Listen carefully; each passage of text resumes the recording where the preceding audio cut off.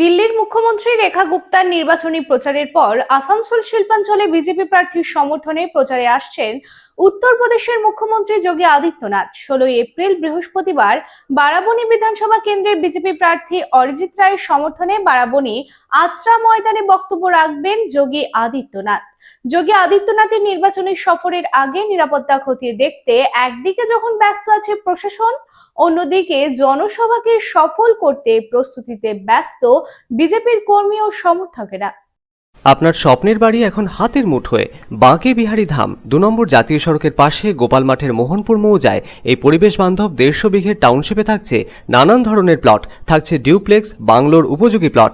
বাঁকে বিহারী ধামের আবাসিকদের জন্য থাকছে jogging area, swimming pool, garden, মন্দির, ক্লাব হাউস, হাসপাতাল, কমার্শিয়াল মার্কেটের মতো অত্যাধুনিক সুযোগ সুবিধে।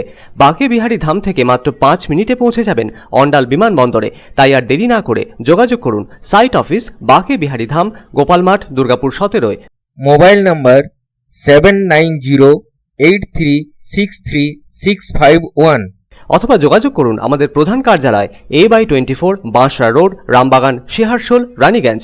Mobile number 7908363651